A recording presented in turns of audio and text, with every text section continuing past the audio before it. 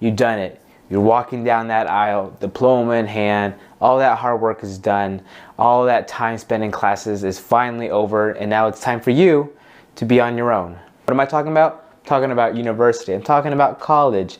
I'm talking about leaving the nest, being on your own, being independent, and with that comes a little bit of a problem. Now you're stuck with all of these bills, all of these payments that you've got to do, things that you used to not pay for. Now they've come up, things like books, things like pencils, things like backpack. That can get a little tricky. So today, everyone, I'm here to talk to you about how to save money before and during your time at a university. All right, it's the day after graduation. You're sitting there at home, about to enjoy your summer, but what can you do during summertime before you start enrolling in fall? What can you do to start saving money? Scholarships. There are many out there. I would say make a visit with your counselor if you haven't already, and they will have a list of a bunch of scholarship opportunities that you may apply for. And don't just stop there. There are also websites that you can go to. If you're currently in Washington, I would suggest washboard.org. There you just fill out some basic information, your name, your last name, and just your GPA and what you hope to achieve while going to a university. Alright, so what's the next thing you could do after filling out scholarships? I would say fill out the FAFSA. Actually, I think that should be the first thing you do before scholarships is filling out the FAFSA. And the same thing with the scholarship, you just put in some information in there. There you figure out how much money your parents will be contributing and then how much they will be able to give you back. There you would send out that FAFSA that you completed out to the school that you're thinking about applying to. They will receive it, and then from there they'll decide how much money you will get and how much money they'll give you for that semester or quarter. Now that you've done the FAFSA, now that you filled out some scholarships, what's the next thing you can do? Get a job. Yeah, that's right. You're gonna have to do some labor. So if you already have a job at this point, congratulations. Start saving that money. Put it into a savings account if your bank has one. If you're able to get one, you may acquire some interest on that to help build even more. Some banks, my bank, they give you promotions. They give you, I guess, bonus points for having money in your savings account. They'll give you money back if you have a certain amount. So make sure to check with your local bank and ask them if they have any type of savings, any type of benefits that you could have to start saving your money and putting it aside for university, college. Now from here, it's gonna get a little bit tough. You're gonna have to make some sacrifice if you really want to have a financial sustainability while at a university. Your friends are texting you to hit up a party, they wanna go to a certain event, they wanna go and just have fun, but all that stuff costs money. I mean, I would say treat yourself every now and then to maybe 1 or 2 events during the summer, but don't go too crazy and go into every single one and wasting all your money. Again, you want to start saving money as early as possible, put it in that savings account, get those benefits from the bank, get those bonus points. Now that you saved some money, now it's time to start looking into either an apartment or a dorm.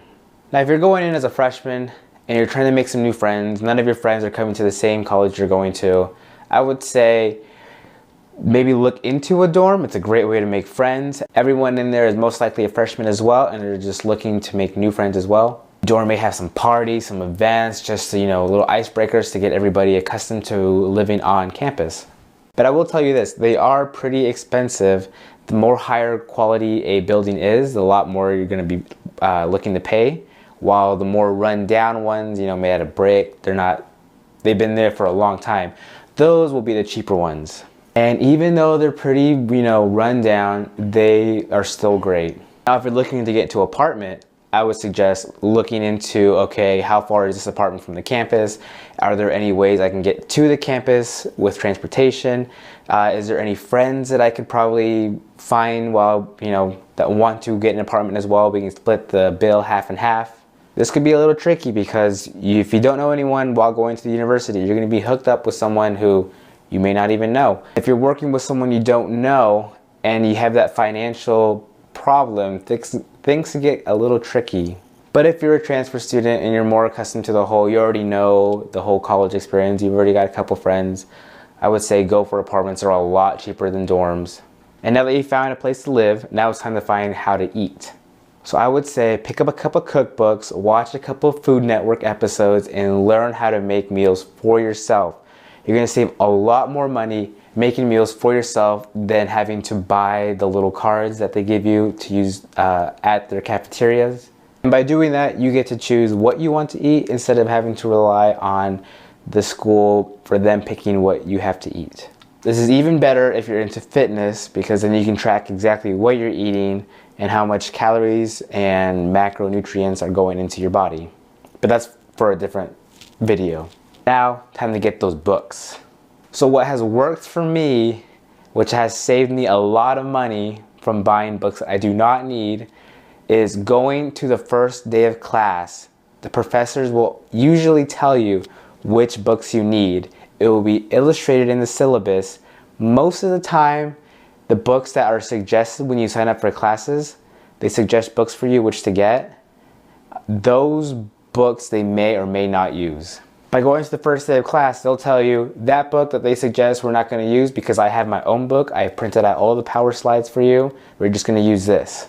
And trust me, that will save you a lot of money just by doing that. Now, the downside to that is some professors like to give out homework on the very first day, even though sometimes that's known as syllabus week.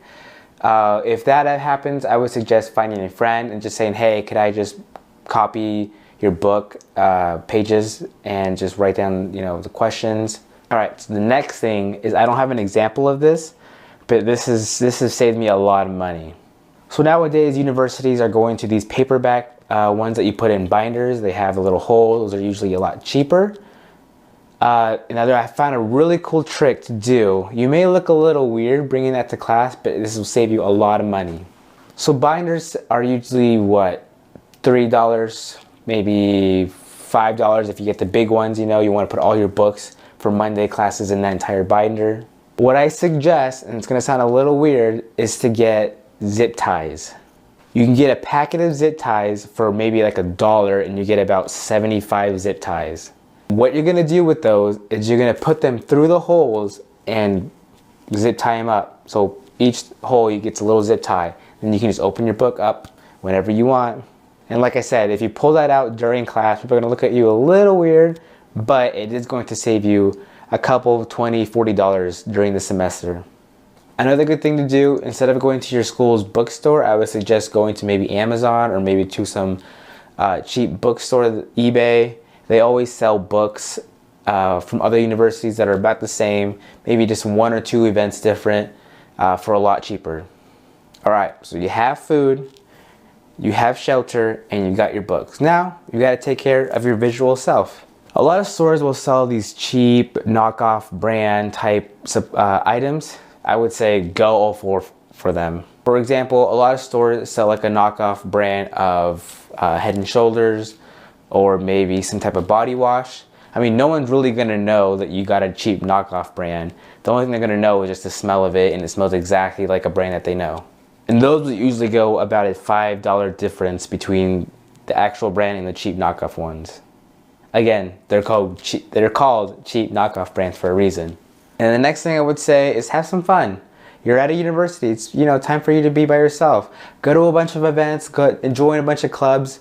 Usually, just by going to those, they'll give you free stuff like shirts, supplies, food. So don't be afraid to put yourself out there and go to all these weird, different. Even if it's like not part of you, you may find something that you like.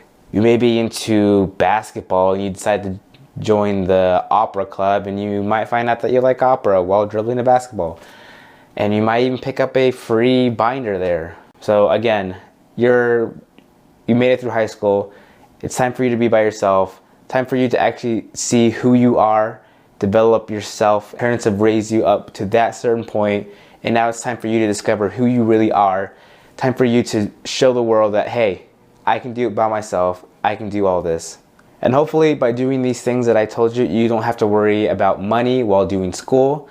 That way you can focus more on your education than having to worry about, financial problems. You can focus on that exam that's about to come up instead of having to worry to pay next month's rent. And if there's anything else that I may have missed that you have used to save some money, let me know down below, so that way we can share all this information and people who are watching this video can look down and see. Those are the tips that I have used so far to save myself some money while going to university. Hope you guys enjoyed this video. If you did, give it a thumbs up. If you found this information useful, give it a thumbs up. If you like the types of informational videos that I do, let me know down below as well. And I have a couple more ideas in my mind that I'll be willing to share. Hopefully that puts a little bit of extra money in your pocket and you can enjoy your time at university.